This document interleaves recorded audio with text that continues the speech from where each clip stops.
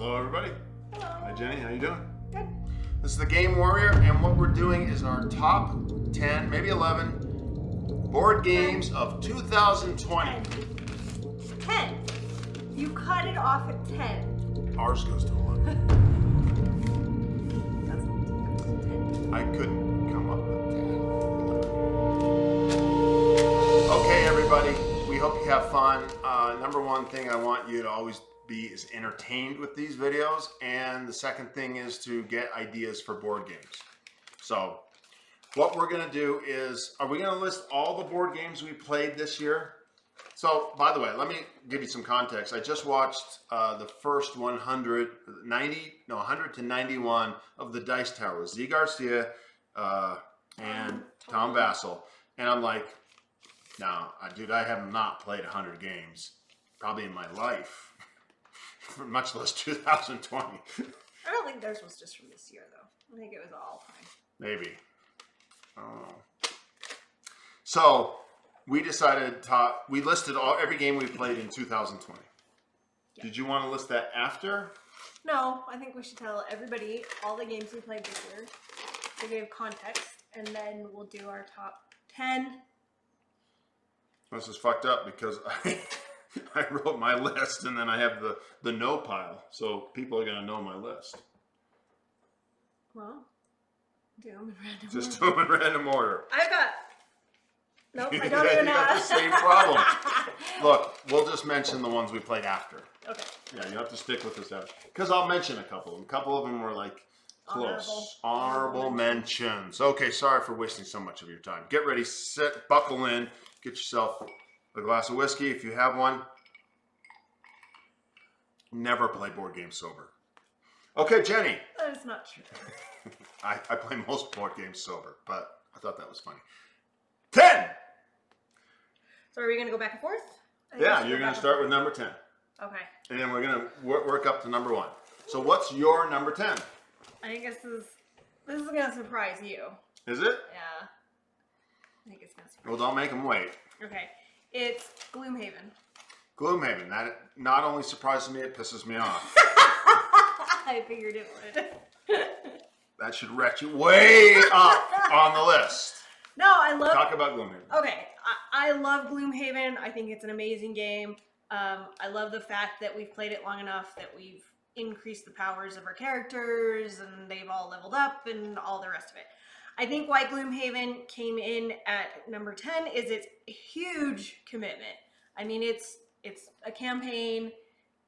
You know, you really have to basically lay it out on a table that will never be disturbed for a year and just play it. So I think honestly, I think this one is just lower just because of the way life is right now. Just having that kind of commitment and getting together the same players every time, it's just really hard. So I love Gloomhaven. I think it has amazing mechanics. I've never seen anything like it with some of the combat, the way that it does the combat. Maybe there's other games out there that do it. I also love that it has these kind of intermediate or intermittent challenges as you're going from place to place. That's really fun, and there's some surprising stuff there. And it's non-linear. Like if you go left and you do something in this city or whatever, it affects other things later. And you gain things that help you down the road. I think the designers of this game did an amazing job tying it all together and making it work extremely well for something that is so intensely complex. So this honestly would be higher on my list if I had, I think, more time to commit to it. Yeah. I think one of the problems with Gloomhaven for us was that we started it with 3 people. So it was me, her, and our son. And then he moved out and went out on his own. And we kept having this thing, right? Like, should we just play without him? Well, right? Could we just keep going without him? Yeah. You know, and that was the decision. Or wait for him to come visit. You know, that's fine. Yeah. You know, he's come back and visit and we'll do it. And I think that paralyzed us to moving on without him. Yeah. And it's made it, and we have a lot of friends that we play games with, but it's like, how do you introduce them to that in the middle of it? Right. So it's really something, and you've said this to me, and I got to give credit to you. You've said, we got to forget our son and just move on. Like we would play if I had listened to you. Like we would have moved forward. But I think you bring up a good point. If you really like games to be able to have like a game day with a group of people that really love gaming and all the rest of that, Gloomhaven's not really a plug and play game. It's you don't have your friends over and go, or your mom, and and say, "Hey, you want to play a game of Gloomhaven?" It's a journey. I mean, you're all kind of on the journey together, and so. And I have some. But I want to reiterate. I love Gloomhaven. It would be way near the top of my list if there was just more time for it. I agree with that, actually. Yeah. Okay. I'm going to go with my number 10. And before I say that, though, there are some games that I have on my list that are good plug and plays. Yeah, for sure. Right. Okay. Yeah. So mine is... Okay, so I'm going to do a double because I did the 10-11. But I'm going to tell you why. I'll tell you why. No. So number 11, and this might surprise you, is Zombicide, Black Plague, / and then the next one is Blood Rage. Blood Rage is that low? Well, it's only low because it's not like I can't get a committed play to it.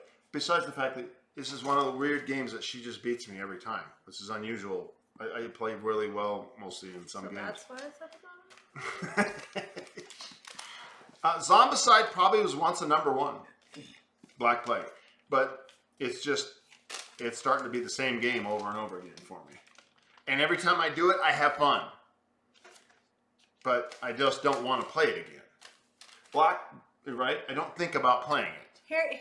Here's where Zombicide would get fascinating for me.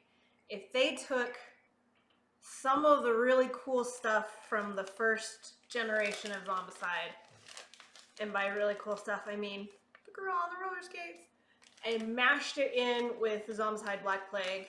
You know, and the first iteration too had like the cop cars, and like there was just some really cool stuff. So if they could get those, combine the best of the first one with the best of the second one, because I think they made some amazing adaptations to the second one that were great. And there's an expansion called Wolfsburg, I believe. We never played Green Horde, which works with Black Plague.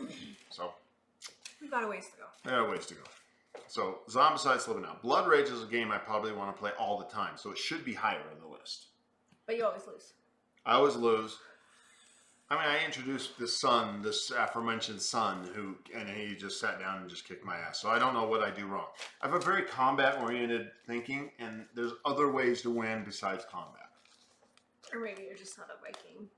No, don't say that. Okay, this video is over. I love Blood Rage. You know what I'm talking about with games that you don't win, that you like. They start to lower in your system, right? Yeah, I've got one on my list. Okay, let's move forward. Number 9. Number 9. So my number 9. This is a hard one. My number 9 is Castle Ravenloft.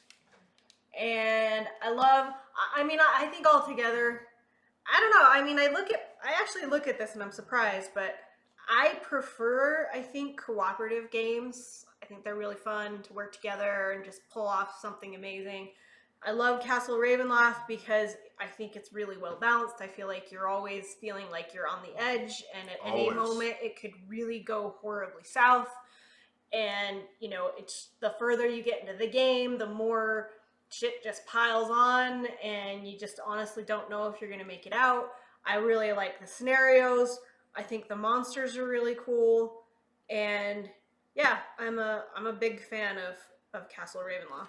You are. Like when we have game nights, if there's like a moment when it's like, what should we play? You often refer to Castle Ravenloft. Yeah. And I think also I will always love a game where I get to level up. I don't know. There's something about that. It's really exciting.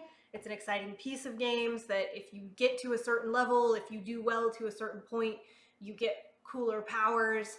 I love that. So any game that has that could very well end up one of my top games. Yeah, I agree with you. And that's another reason that we really like Gloomhaven. Right. Yeah, it's a more in-depth level up. Mm-hmm.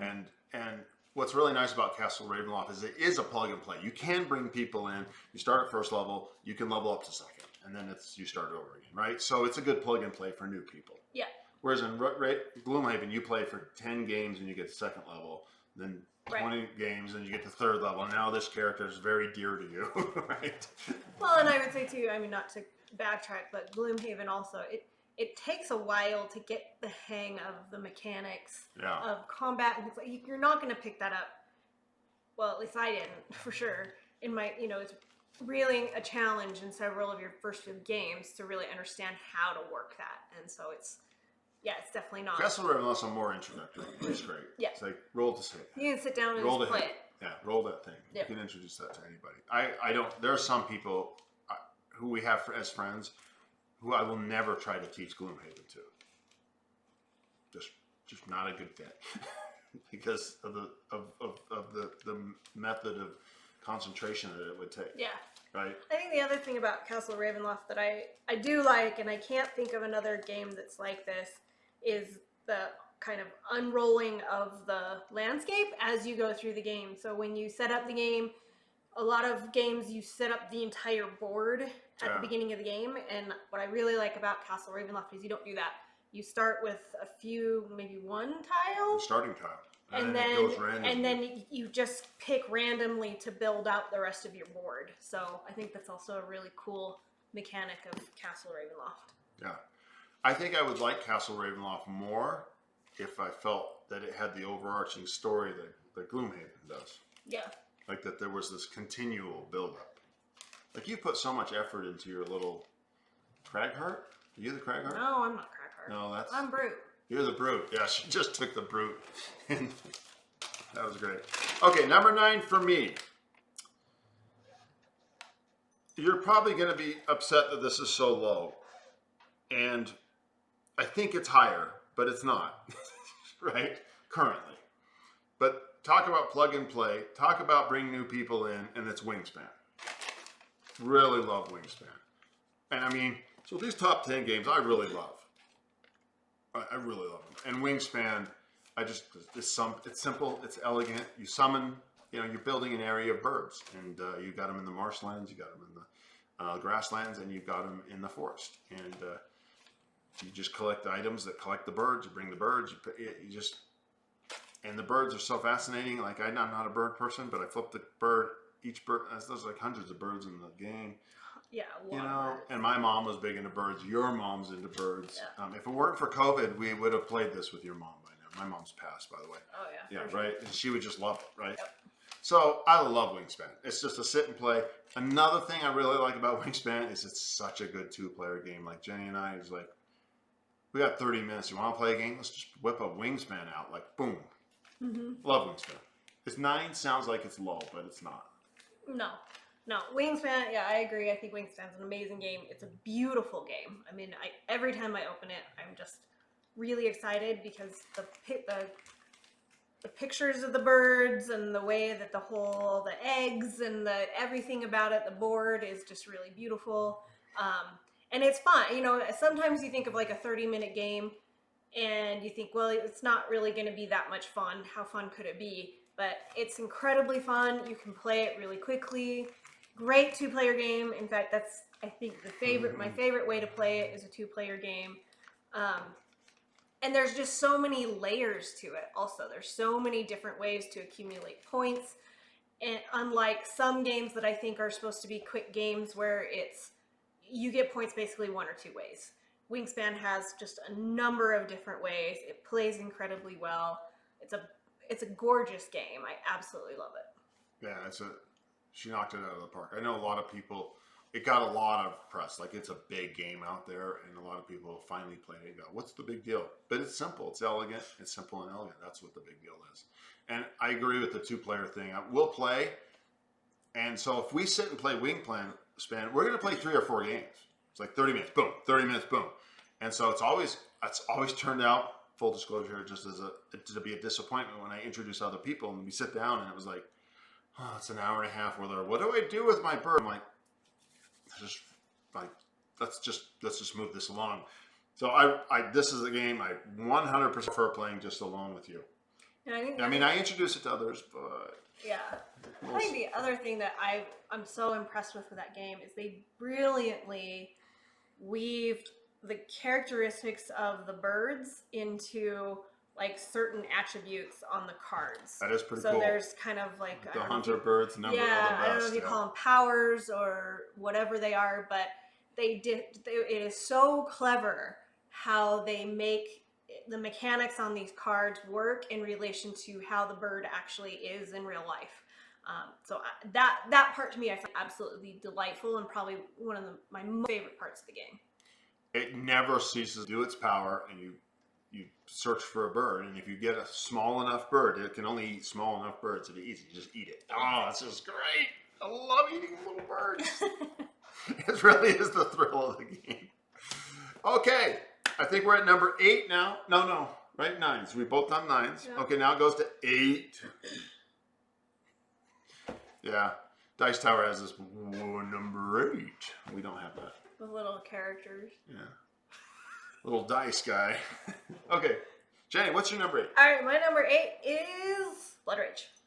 Ah, well, it was pretty close. Yep. Yeah. Yep. I love Should be this higher game. since you always win. I know. Again, I love this game because there's multiple different ways to win, which a lot of games have this, but I also just love the feel of the game, the sense of like this Viking, and they weave in, Ragnarok and Valhalla, and it's just a really cool game. I love the different clans and the different attributes that the clans have, as well as the fact that you can earn monsters and things like that. So I think it's a fantastic game. Plus, I win it most of the time. Yeah, Blood Rage, great game. Blood Rage, great game. Okay, we're at number 8, right? Yes. Okay, I have 11 on my list, so I'm off on one by the thing. So, my number 8 is Gloom. I'm sorry, this is not high. It could be the number 1 game if we played it. This was the game I had a pre-conversation. So there's one game on here that would be number 1 if we actually played the game. And I'm pretty sure it would be number 1. It'd be the game. I mean, for a while there, I would set up the next scenario so that when she would walk in the room, she would see it and she'd go, well, it's all set up, and just sit down and play it, right? I mean, that's the way it was. I was sneaky, and it would work. Everyone's like, well, it's set up. Let's do it. But again, we told you about the sun moving out, and so that I think we went from kind of camaraderie of 3 people playing through this and making decisions together to going, well, is he going to come visit? And he has, but we don't play. I mean, we could make it happen, but yeah. So that's why it would be way higher. I think it would be my number 1 game this year. If it could have been the only game we played, it could have been a top 1 list. I wanted to say one more thing about Gloomhaven, which is why this game is so important to me, is that as this is the first year that we've played board games for a while, but we've always hit a barrier. And the barrier is, until someone else shows us how to play the game, we're not playing the game.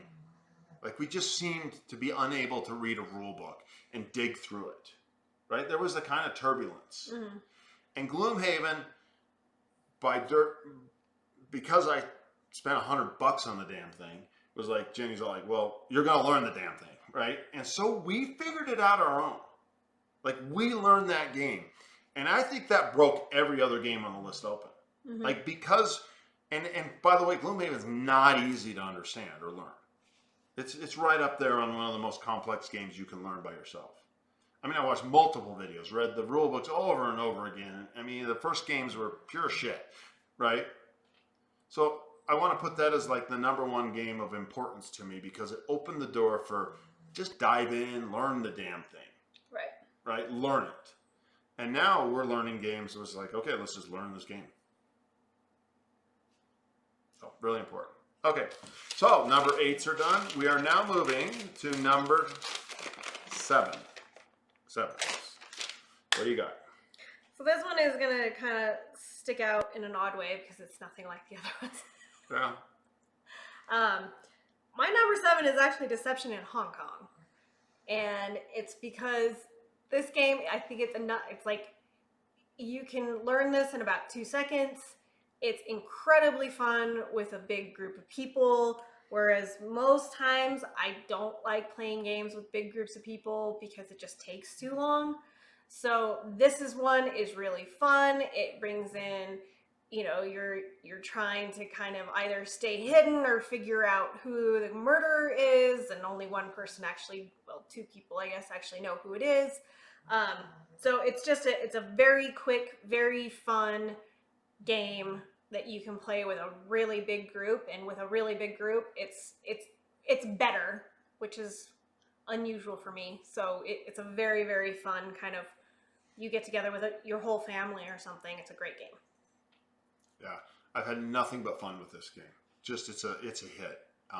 We haven't played it quite enough for me to put it in my top 10, but it's a start. It's on the star list. I took the list and starred the ones that were honorable mentions. That's what we call them. So I get what you're saying. That's a surprise. Yeah. Okay, my number 7. This game is is a game of the prefaces. I bought the game and just went all out. I just said, this game could suck, but I'm going to paint every miniature. I'm going to just go all the way in on it. And it's such a great game, but there's times when it ratchets up its kind of stress to the point where I have to take a break from it. So I've never finished the full scenarios in it. But I will say, it has the single best game I've played all year. Like, session. And that's Cthulhu Death May Die. I bought miniatures before I even learned how to rule the rules. And again, that came from Gloomhaven. I just said, me and my son just learned it. We taught it to her. And it's just a great game. It's a Cthulhu game. Shit goes bad. It's like Castle Ravenloft in that regard. Shit gets worse and worse and worse. And whereas you survive most of the time in Castle Ravenloft, there's a lot of times you just get wiped out in Cthulhu Death May Die. And for Thanksgiving, we recently played this game.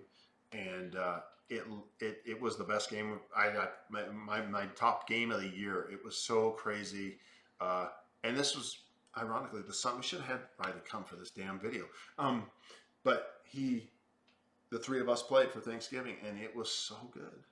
And it came down to the last second, and it was her with a shotgun. She rolled it, and then she was either live or die, and she lived. We all screamed and cheered. It was what is the experience that you want to give someone.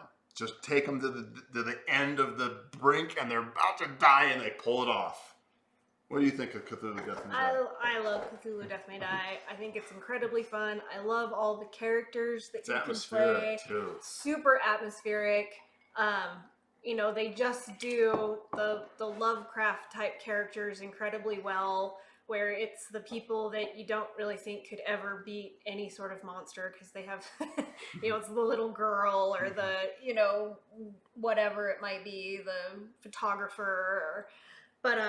Yeah, it's very atmospheric. It's really fun. It's another one of those games, obviously, that it balances itself very well, because as you get closer to being able to gain more power as a player in the game, it also plays to your detriment in the game. So well done. So well done. You're just playing with fire. Like if you cross you gain insanity basically, and you gain more powers.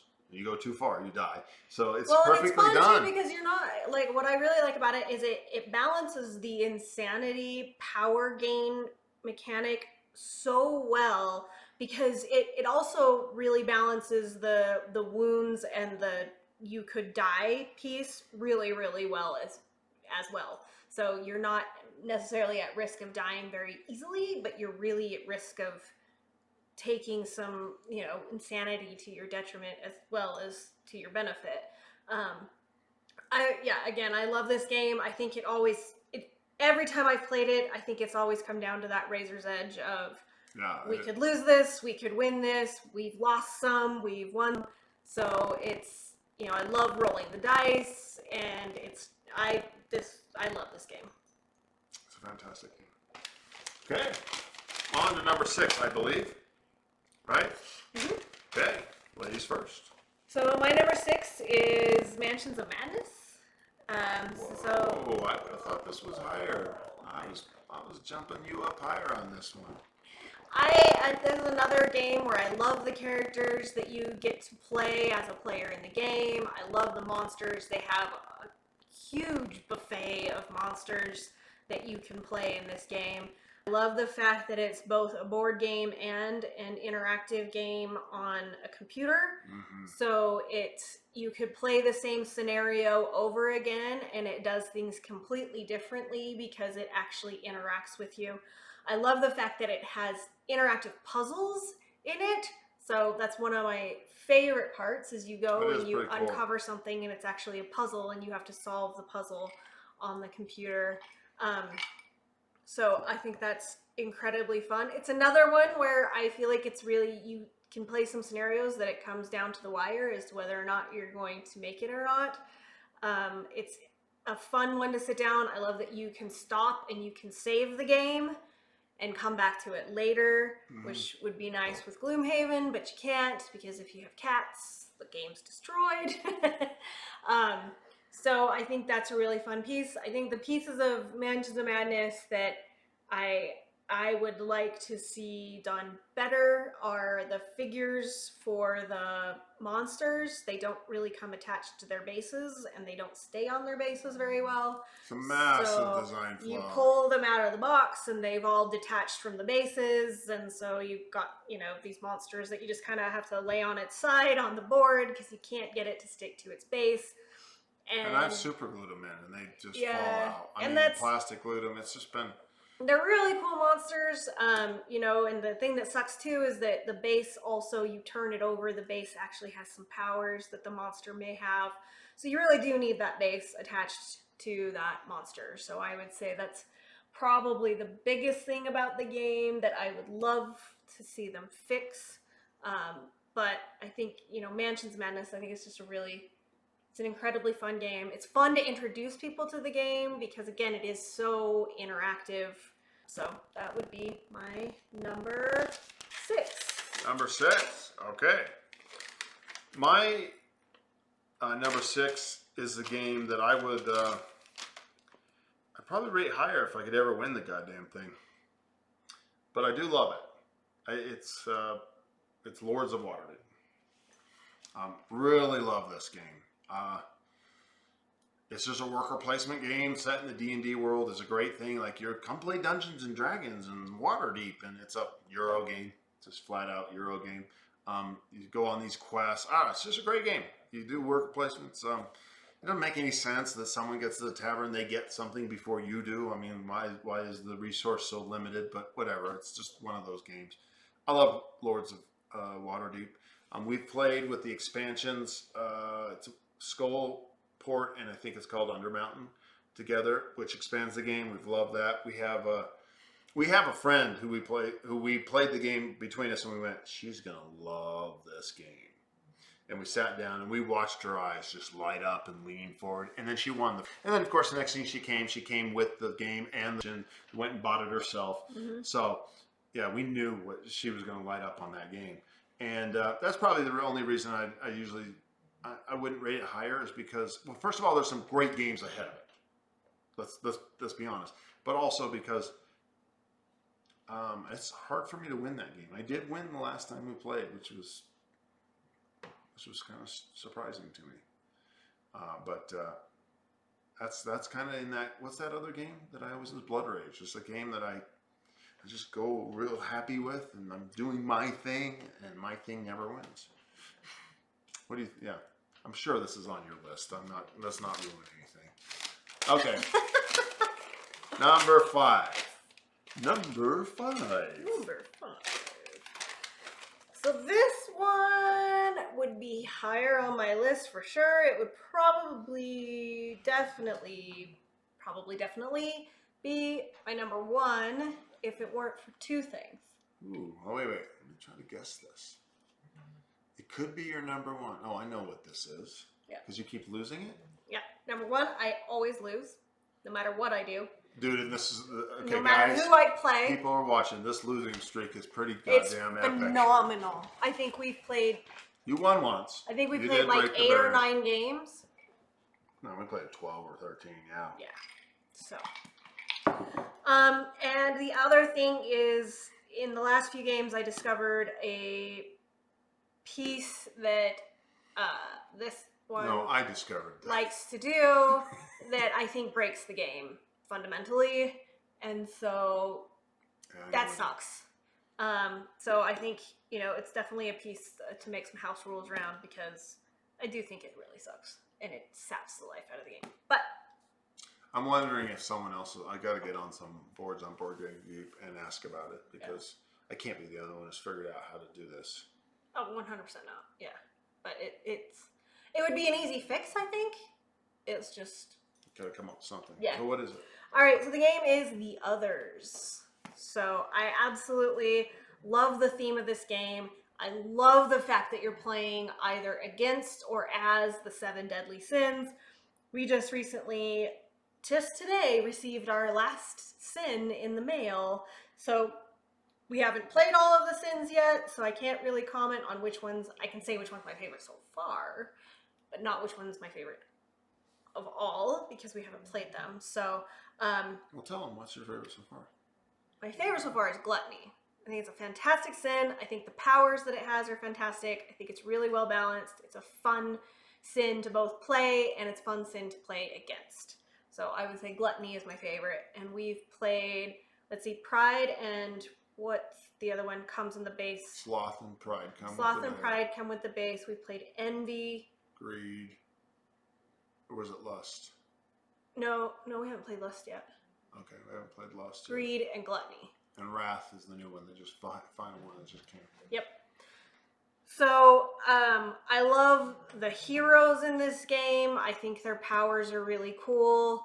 I think that it's really fun how it's set up, that it's one player. If you have 2 players playing, one player plays multiple heroes and one player plays Sin. Same goes if you have multiple players, one person is Sin and the other players play the heroes. I think it's very well balanced. Again, it's one of those games that always comes down to the wire, and it doesn't matter which one I'm playing, I always lose. So I've played Sin, I've played the heroes. For 2 players too. Yeah, but it also scales up. You just add a couple extra players and it works, right? Yep. So I love this game. I love the theme of this game. I love the models in this game. I think they're really cool. We've purchased a few of the sins used, and the people that had them before us did an amazing job painting them. So that's incredibly fun to see those. Yeah, really fun. So, but I love this game. I love the theme. I love the fact that it's against the 7 deadly sins. And there's different scenarios you can play, from corruption to a more combat style to a redemption. Yeah. So they have slightly different themes that you can play. You can purchase more heroes also, so you don't just have the ones that are in the base game set. And if you've heard anything about the others, the thing about the others that sucks if you just have the base game is you don't have anywhere near enough dice. Not in a million years do you have enough dice. They should give you probably double the dice that they give you in the base game. But as you buy expansions, you do get more dice. So that by far is the thing that should be reconsidered. Yeah, it's interesting the way they did that. Yeah, I mean, you literally will have to get a notebook and roll your dice, write your results, roll them again, and it's very mathy at times. We're to the point now with the expansions, because we rarely have to roll. Yep. But at first it was. So what do you think about the horror aspect? I bring that up because I have heard some people are squeamish about the horror aspect. I love the horror aspect. I mean, you could say it's, I've heard that people think it's dark and that it's gruesome and the models are really gross, and I personally love it. I love that the monsters are super gnarly and super gross. So I think it's fantastic. I absolutely love the theme. I should stress though, the models are so well done. Like Come Games have done really good sculpts. They're disgusting. They're twisted, and the paints that we got from people who painted the 2 are just amazing. Yeah, it looks so good. Having said that, in the game, there's no disgusting. There's no horror. It's just mechanics. Yeah. That's it. Like there's no, like the Lust. Like you think, what is there going to be a huge sexual component? No, There's not. no. So I want to set people's mind at ease. That was your number 5, right? Mm-hmm. And my number 5 is a game that has risen dramatically lately, due to a game that's not on my list, which is due to a TV show that we just watched. So it was a TV show called The Queen's Gambit. If we do a TV show top 10, that's going to be on my list. And I liked the show so much because it was about chess. So I pulled my chess set out, we got a chess set, we started playing, and it changed my thinking. Like I wanted to stop playing competitive games more and play more games that were tactical, where every move started to matter. Which most of the what are they called? Cooperative games are.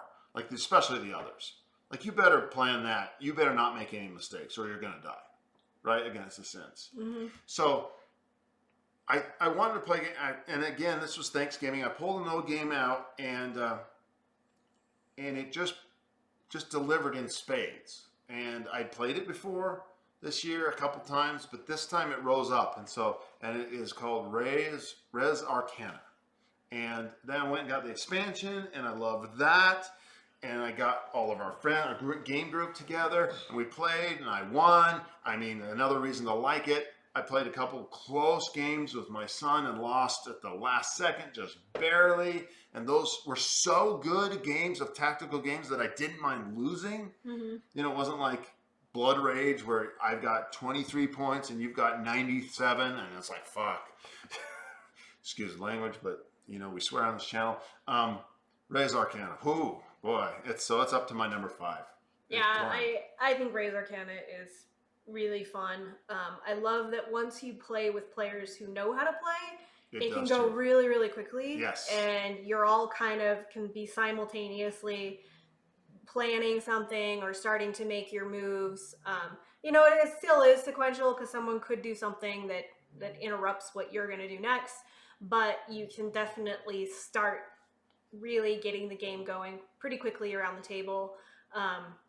As you're working somewhat independent, but you also really have to pay attention to what other people are doing. So I also love the fact too, you know, I think the first few times we played it, it's one of those games where you started out and it feels like you're really at a dearth of being able to accrue resources. Like you're just like, I don't know how the hell I'm supposed to get these resources. But again, once you play it a few times, you really learn how to use the interactive mechanics on the cards and really learn how to play your cards off of each other.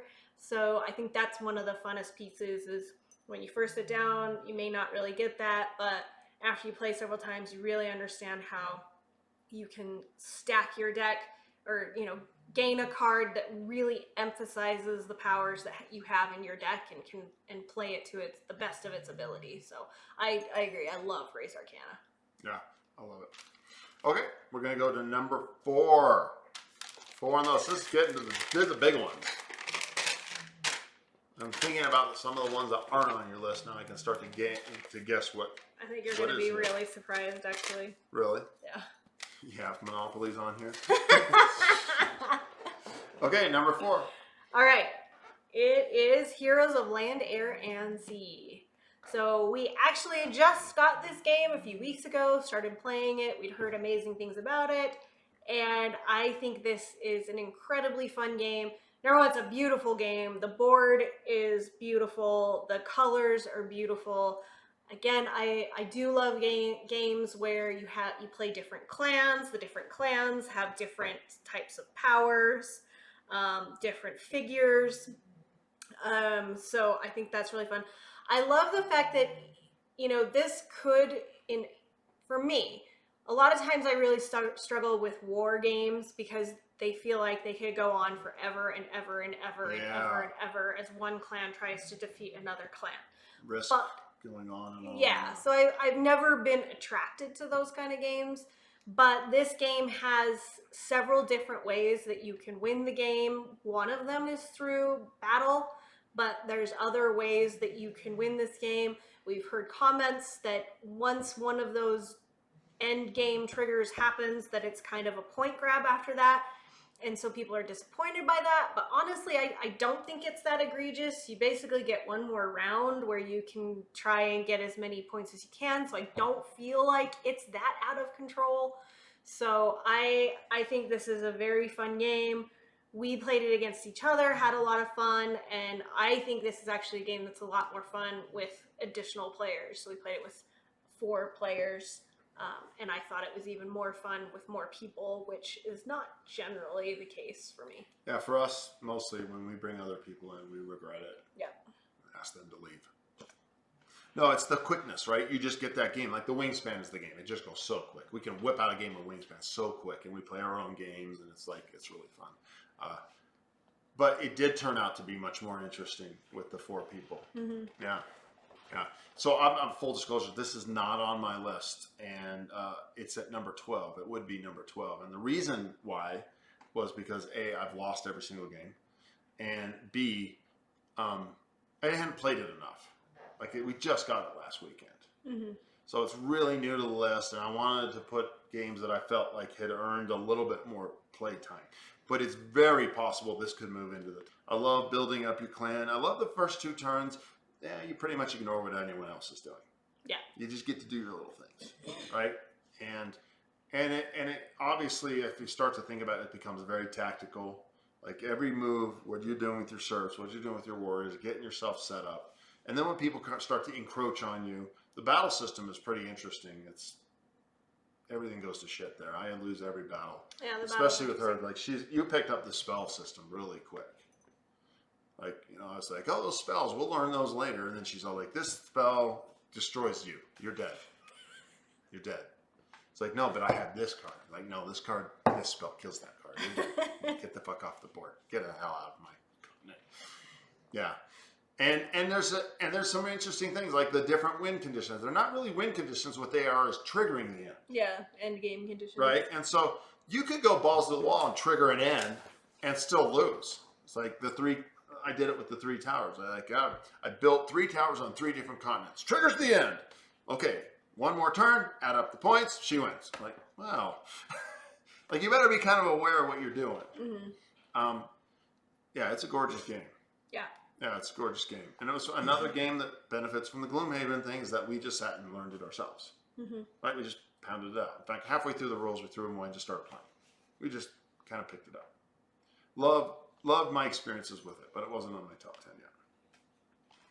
Okay, that was number 4 for you? Mm-hmm. Okay, what's my number 4?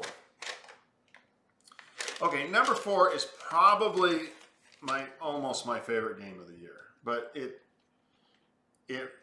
has some it needs 5 people. Otherwise, I don't think it works. And every experience I've had with it has been delectable, and it's just so different, and it's so flavorful. And the miniatures are the best miniatures I've ever seen crafted. And the game, is Rising Sun. Just an amazing game. And what can you say about Seppuku? Seppuku. And the whole game, the combat system is crazy with all your bids of your different areas. And it's so flavorful, and it's got I call them kami. I don't know how you pronounce that in Japanese. And I have a friend who went on his mission, a Mormon mission to Japan. And so we knew each other when we were younger, and after his mission, and he was into Japanese stuff. And it wasn't always the biggest thing I was into. I wasn't, I was like, he kind of introduced me to this. So he came and visited. We learned the game. We played it with him, and I did it because he was into Japanese stuff, or had been, all these years later. And we had the best time. Mm-hmm. Just to hang out with my friend after 20 years, to play this game, and we played it another time. It was so good, but we played it 3 times, I think. It's not a game, or 2 times. We only played it twice, haven't we? 3. But you need 5 people. You need 3. Well, yeah. It says 3 to 5, but it's a 5-player game. It's one of those games you want 5 players to get the whole feel. Mm-hmm. Just such a cool game. Almost my favorite game from this year. But again, it needs the 5 people. So, did you like Rising Sun? I love Rising Sun. Okay. Oh. Well, that was my number 4. Okay, we're getting to the end of this list. We're almost there, folks. Number 3. So my number 3 is Time Stories. Time Stories. Time Stories. So we played almost every scenario Time Stories, I think. Almost. So there's a first season, right? And we have 2 to go. Brotherhood of the Coast and the Madame at the end. Yeah. So I think I have 2 top Time Stories. One I don't think we played this year, maybe early in the year, and that's Marcy's Case. Mm-hmm. And then the other one was the 1980s one, and I can't remember what that's called. You mean the one that we just saw? Yeah. Then went back? To the 1980s. You mean the one based on Once Upon a Time in Hollywood? Yeah. Okay. Yeah. It also went back to the 60s. Yeah. So those are... I love Time Stories. Again, it's a cooperative game. I love the fact that you just kind of build on previous games a little bit. You can use things that you've won in previous games in order to help you in future games, which really comes in handy.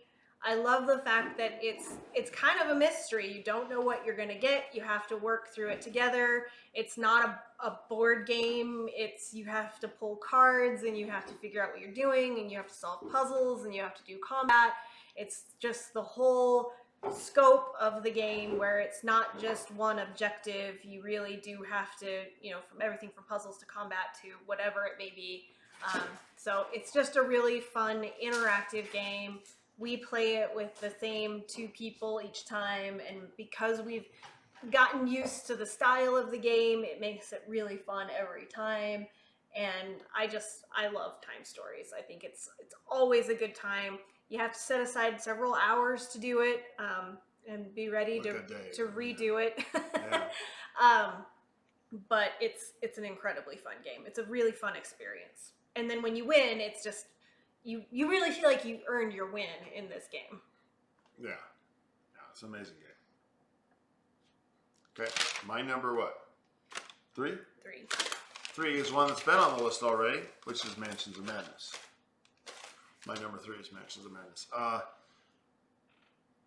The thing that makes this game so great is the app. And we get our laptop up, and so we introduce new people, and we just turn it on, and it goes, woo, and it shows the picture, and it's got little sounds, and people are like, okay, I'm in this game, right? And yeah, it's just a great game.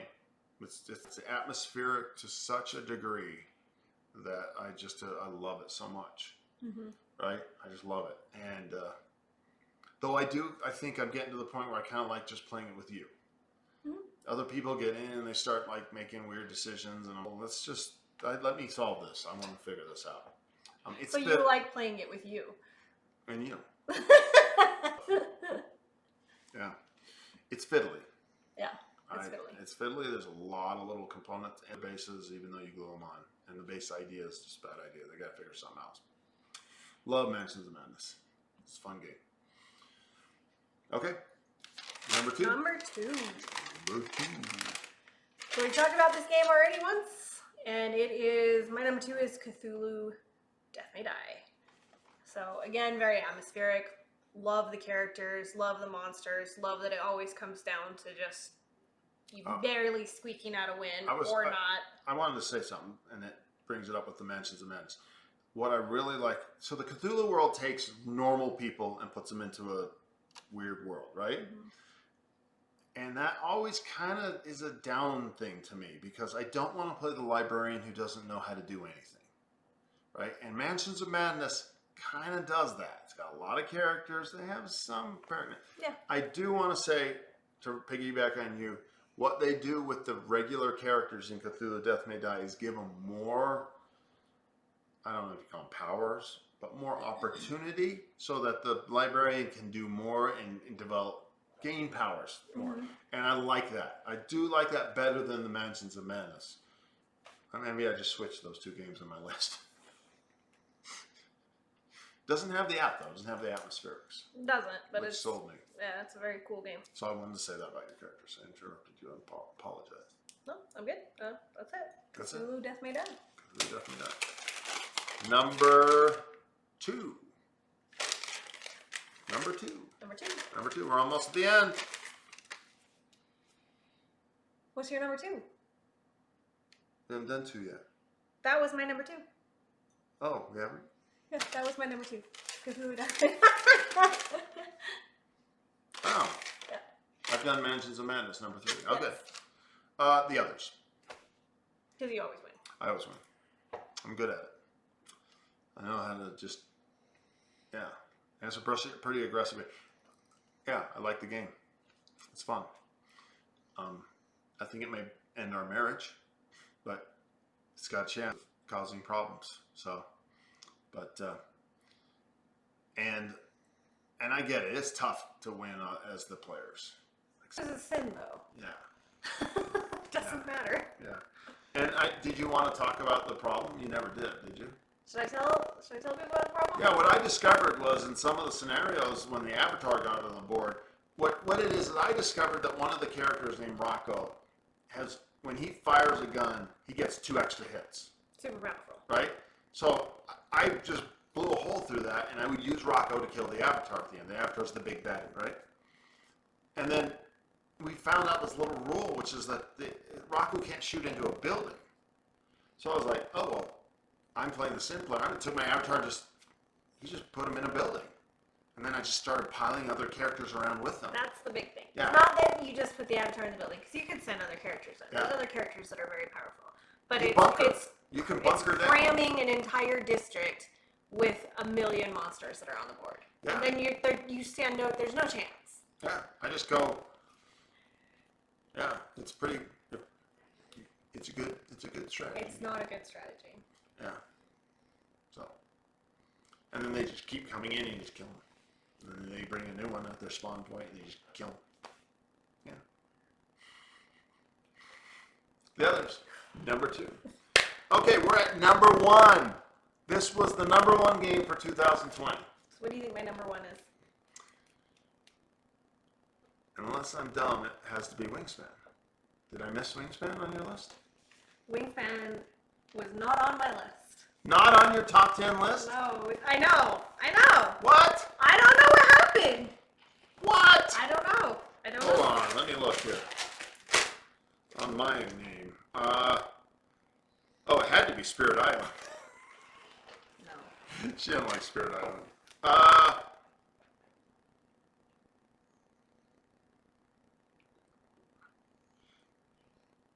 If you say Pandemic, I'm going to punch you. I'm guessing maybe Rising Sun. Okay. It's Rising Sun. That was a guess. So you already talked a little bit about it, but again, it's an incredibly unique mechanic. I've never seen another game like it. It has layers in it that just make it incredibly fun and very unique. The miniatures are gorgeous. The colors are gorgeous. The board is gorgeous. It's really fun to play with more players, which is, again, not something I generally like to do. It is a longer game. It takes a while to do it. It's not quick. If you have the time, it's definitely worth it. It's a very you should tell fun people how long. Some people play 8-hour games. It's not an 8-hour game. 3? Like a Twilight Imperium. Yeah, 3 hours. Yeah. 2 to 3. That's a long game for me. But, Rising Sun. Rising Sun. My number 1, which is on your list. Wait, let me guess. Yeah, you gotta guess it. Did you already say Gloom? Yeah, I said Gloomhaven.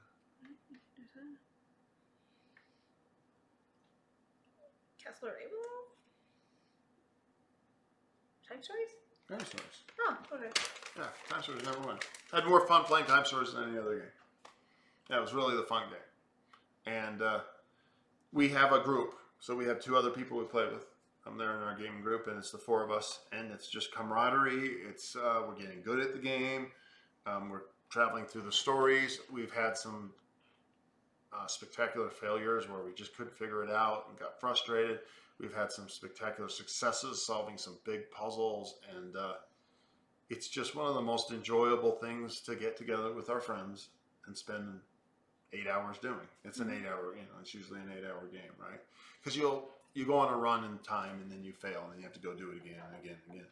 And I watched these reviews by the Dice Tower Z, and they complain about it a lot. It's, you know, like it was their number 10 down, number 1 game, and then it's gone down like some of the scenarios. I just love the scenarios. I just love where they jumped to Fantasyland and Prophecy of Dragons. I love where they went to the expedition. They did, you know, the Marcy's case, which was, I don't want to ruin it, but you know, I love when they went back to the did, you know, kind of like a Hollywood film, right? Based on, you know, Once Upon a Time in Hollywood. I like the different scenarios. Oh, they did one, Lumen Fidelis, which was like in medieval times, right? With in the middle of the Muslim Christian war. I just like the flavors. I think, okay, I want to come up with something. Like, let's come up with this idea. Let's come up with this idea. You know, they like look through history. Like, there's so many ideas. Like, I mean, they could do one set in ancient China or Japan, right? That would just be so cool. They would, you know, they could do one, I don't know, in the 1920s, right? Did they do one in the 20s? I imagine they should do one in the 20s. How about a World War II one, themed one, right? Yeah. Or the 60s, kind of did a little bit of a 60s one. So many themes. Like, let's play stories in different worlds. And the mechanics kind of evolve a little. I love the game. I get one big criticism, and that is it's made by people who don't speak English, so the translations can just suck. Like, they should fix that. All right? And then each story is self-contained, and then there's like an overarching story, and I just don't think they're as tight as they could be on that. Yeah. Right? But for the people who want that tight overarching story, that campaign, they're going to be slightly disappointed. For someone who, whatever, just let's go see what happens. Like the next one is called Brotherhood of the Coast. Pirates! We haven't played it yet. Pirates! It's going to be great. Like, it's going to be fun. We're going to play pirates. Like, come on. What do you need? What more do you want? Yeah, it's my number 1 game for this year. And it's partly because of the camaraderie. And when you play a game, it's 8 hours. And so when you saw, it's an investment and you get paid back on it. Yeah. Yeah. Okay, let's talk about a few honorable mentions and then the worst game of the year for you. Okay. So I'll just list my honorable mentions that were right outside of the list. I think they were all on your list. Zombicide Black Plague, Lords of Waterdeep, and Wingspan. Lords of Waterdeep was not on your top 10. I didn't notice that. Wow. You like that game. I do like the game. It's just I'm not a huge fan of games where you're just trying to accumulate resources. And I love the game because it is multifaceted and there's lots of different ways you can do it, and you have layers of how you can win, and you have kind of a secret mission that you have. I love all of that, but I'm not a huge fan of just, I don't know, of just gaining resources or accumulating victory points. Even though, like, some of my top games, like Heroes of Land, Air, and Sea, it's a victory point game. Yeah. But what I'm doing to get those points is more than it feels. Pretty cool. It feels pretty well-rounded. Yeah. What were the other two? Zombicide Black Plague and Wingspan. There's probably not a game we've played more than Zombicide Black Plague. Yeah. But why is it dropped out? Like, to me, it was 11. Same reason? We just played it out? Yeah, I think we've played it a lot. I would love to get some of the expansions, like the Green Horde and things. I think that would reinvigorate my love for the game a little bit. Yeah. But I think we've played it enough times that I would like to try some of the other expansion sets. Yeah, and you gain power, you gain items, and it's like the item deck, and like we just get the same items eventually. Yeah, like it's the same game. Yeah. Right? So I think maybe next year it'll be different because we'll get an expansion set and it'll. Okay. And hopefully one of those expansion sets has a girl on roller skates and a chainsaw. Okay, so let's go over the games that we played this year. We'll wrap it up, right? What were your honorable mentions? I'm going to mention them when I go through the list. So Spirit Island is a game I got so excited about at first. The theme, we played it once or twice, and then we kept playing it and started liking it less and less. And we're actually on the fence. Like, we're going to have more time. Yeah. And then either sell it or keep it, but it just feels very disjointed. Like it doesn't have a good flow to it. It's a cool concept. I love the concept, but it's just not clicking. It doesn't feel like a well-oiled machine. Struggling with it. okay. Heroes of Land, Air, and Sea. Again, I told you why that's an honorable mention. I started that, and the reason is I just played it 3 times, and I've loved it, but I don't know, I haven't done very well at it. We played a game of Seasons, right? I liked it, but we didn't do much of it. A new game that is an honorable mention is Chronicles of Prime. I think it's really cool. Really great game. Dice Forge, a game that at the beginning of the year was in a top 5 contender, and then just went right off the cliff. I played it again over Thanksgiving and just went, I just have no interest in playing this anymore. I don't know why. It was so fun at first, just burned out real quick. Okay. Mariposa, which is the game by Elizabeth Hargrave, who made Wingspan. I can't believe Wingspan was not in your top 10. I know. You played. I was surprised too. Okay. And Mariposa was about butterflies, and it's a very tactical game. It doesn't have the thematic feel that Wingspan, and it didn't work for you, did it? No. Deception in Hong Kong, honorable mention for me because that's a fun game. Castle Ravenloft, honorable mention, and Wrath of a Charlemagne, which is kind of like a sequel to it. It's the same kind of game. We're about to run low on space. We got to end this video real quick. Everdell, great worker placement game. Photosynthesis, one game that we got taught to by our friend and we both hated.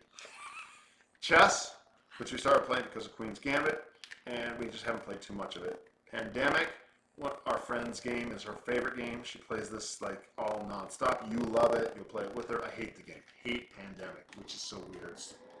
And finally, Dominion. We played a couple games of Dominion, an old game that we played before. We forgot one. Arkham Horror, the card game. Oh, Arkham Horror, the card game, which was another game piggybacking off of Gloomhaven where we learned the rules. Yep. And we played the whole series and never bought more. Maybe one day we will. Okay, everybody. Jason here. Jenny. Brickle. And we thank you for watching, and we hope you enjoy. And leave some comments about what you think of our decisions and what you liked from 2020. And we will see you next year in 2021.